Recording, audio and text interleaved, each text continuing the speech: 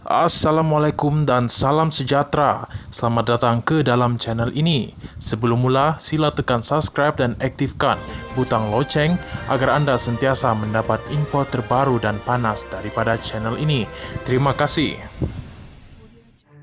Ketua Pembangkang Hamzah Zainuddin menyifatkan Belanjawan 2023 yang dibentangkan oleh Perdana Menteri Anwar Ibrahim pada Jumaat lalu adalah selimut senteng yang serba kekurangan dengan keadaan ekonomi semasa negara.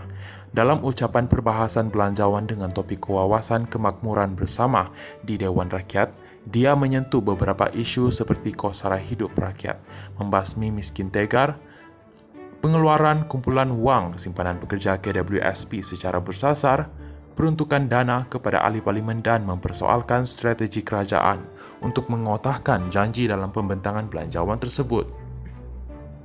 Apabila saya mendengar YAP Tambun Anwar, saya agak simpati juga kerana dalam keadaan ekonomi negara kita ini yang agak runsing pada hari ini, begitu juga dengan ekonomi dunia. Mungkin ini menyebabkan ucapan Tambun pada ketika itu saya anggapkan seperti bajet selimut senteng yang kalau kita tutup muka, betis terselak. Kalau kita tutup kaki, muka kita terdedah.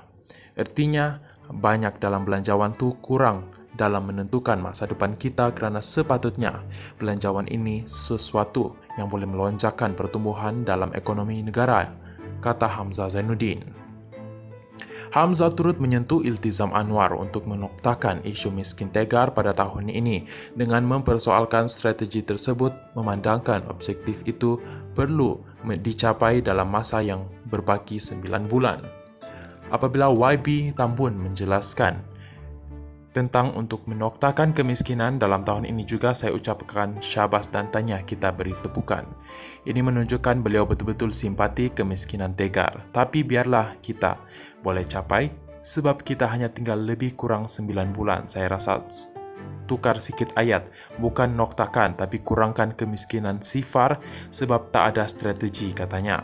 Perbahasan Hamzah selama 90 minit turut menyaksikan celahan daripada pihak pembangkang dan juga kerajaan sehingga menimbulkan sedikit kekecohan di Dewan Rakyat.